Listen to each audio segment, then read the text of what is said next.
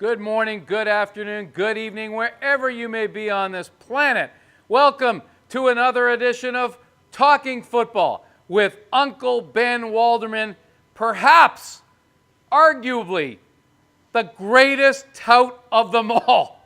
Certainly a great handicapper, and you can read his service at UncleBen'sFootball.com. And Uncle Ben, so terrific to have you from your home office in San Diego while we sit here at Charlie Fitz Whiskey's in Vaughan. The weather is probably a little better where you are than where I am. Well, it's nice to be with all the people tonight. Marty, David, thanks for having me on. David, of course, is David Grossman, our producer. Conspicuous by his absence is handsome Howard Kamen. He's in Las Vegas getting all kinds of information on what's going on in the NFL. He'll be back in his usual spot here on Talking Football on TalkingSports.tv next week, while Uncle Ben remains at his. Uncle Ben's going to be in Las Vegas next week as well, eh, Ben? Yes, I am. It's going to be a pleasure. I'm going to be with you from the Win Encore Sportsbook next week. It should be interesting to get a feel for what's happening in Las Vegas. I haven't been there in a few weeks, and it's good to go back and see what's happening now that we have a little education on what's happened so far in the football season, and we know a little bit about the cast of characters. Ben, I hope that Steve Wynn's going to pay you for that plug, because millions and millions of people are watching you right now. So therefore, it's only fair that Steve Wynn, when you plug his hotel, gives you a little something. Ben, let's talk about what's going on in the NFL. There's one trend that you told us about at the beginning of this program a few weeks ago now. You said, which I think was amazing, that you should take, when you're betting on the NFL, the game winner, because game winners cover the spreads more often than not. Well, that number is certainly proving to be true. What's going on in that area right now, Ben? Well, Marty, as we've discussed since the get-go, this applies to the NFL only, by the way, not NCAA college football, just the NFL. The actual game winner covers the spread over 80% of the time, 20 years running, tried and true. So after the first couple of weeks, it was only running at 71%. We talked about that, and and then Marty and Handsome Howard, you guys were a little, what's this guy talking about a little bit? You were looking at me a little bit, yeah. Yeah. Anyhow, it just so happens that in week 3 and in week 4, not one single game has the winner not covered the spread. There was a tie 2 weeks ago, San Diego, Tennessee, 15-0-1. Last week, every single game, the actual game winner covered the spread. That's really remarkable. I mean, and that's obviously worth noting because, as Ben is saying, 30 consecutive times the winner has covered the spread. So if you like the underdog or if you like the favorite, it really doesn't matter. Expect that team to win outright, correct? Well, Marty, like we talked about this, or this example, I should say, people come up to you and they say, I'm not sure this team's going to win, but I think they're going to cover the spread. Yeah. This, to me, I just have a little chuckle inside my brain when people say that to me, because they have about an 18% chance of covering, and it's tried and true, and it's been happening lately. Actually, this year it's 52-9. That's right. Only 9 games in the NFL this year, after 4 weeks, has the loser of the game covered the spread. 85.2% of the time this year, so far, the winner has covered the spread. Last year, it's actually a little higher. Last year, after 4 weeks, it was I have that here. Where is it? It was 50-9 and 4 for 84.7. So they're about 85% the last 2 years. That's a little high. Okay, I would look for certainly I would look for some losers to cover this week, Marty. And I don't think they'll go 3 straight weeks in a row where every game covers the spread. I got to be honest with you.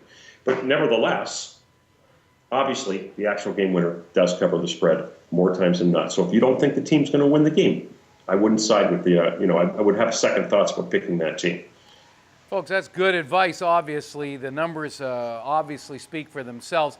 So if you're going to wager on football, and specifically on the NFL, keep that in mind. And also make sure that you go on to UncleBen'sFootball.com for the best advice around. It's really worthwhile, and I'm not just saying this. I've been a journalist for many, many years. decades. And I have no allegiance to anyone in particular. I'm simply saying that Ben Walderman's numbers speak for themselves. And let's talk about last week, Ben, before we go any further. And last week there was a bit of slippage. The week before was absolutely incredible. You went 6-0 on your top college picks, I believe, something like that. Your record was incredible. Last week, it was, and you're an honest guy. I mean, the numbers are on your site. Hey. It wasn't 100% last week. Let's put it like that. Well, last week in the college football, we actually, Marty, went 3-4. We started our 0-3 at 3 o'clock on Saturday afternoon. I was not a happy man, I got to tell you. Neither were my subscribers. Yeah. I mean, we're at 0-3. We got 4 picks left. Thankfully, we won 3 of the last 4. We actually could have won all 4 of them, but, that's the way it goes. No excuses on UncleBen'sFootball.com. So we sucked it up. We took it on the chin last week, I would say.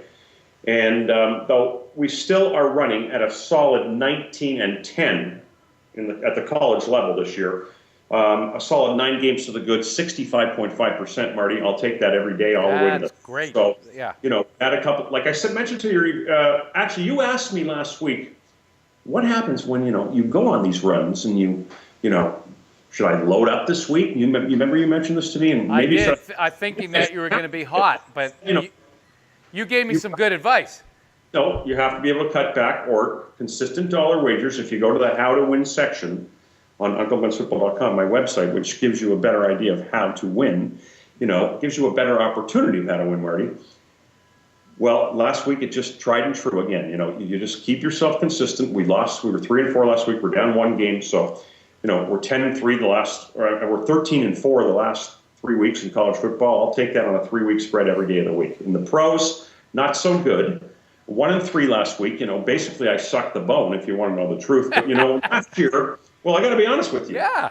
Interesting thing about this, Marty, is that last year after 4 weeks, I think I'm 8-11 this year after 4 weeks, and last year I was 7-10 after 4 weeks. And I finished at 48-30 last year for 61.5% winner. So, there's an education process that takes place now. We've had 4 weeks to look at what teams have got, what teams have not got. And now the time to make profit is probably over the next 10 weeks, because the last couple of weeks of the NFL season are not typically good weeks for betting with all, the playoff situations, teams maybe rest players. And so the next 10 weeks is really the time to make hay in the NFL. All right, so hang in, folks, with Uncle Ben, because chances are, before the end of the season, if you follow what he says at UncleBen'sFootball.com and you get your tips here on Football Talk, then you will know, or Talking Football, then you will know that you're going to ultimately make out well. But you got to have a little patience, and we're going to get Ben's top picks a little later in the program. Let's take a little break now. When we return, we're going to talk about a couple of major issues going on in the NFL, and one of them surrounds a pretty good player by the name of Peyton Manning. Don't go anywhere. I'm Marty York with Uncle Ben, who is in his home office in San Diego. We'll be right back after this.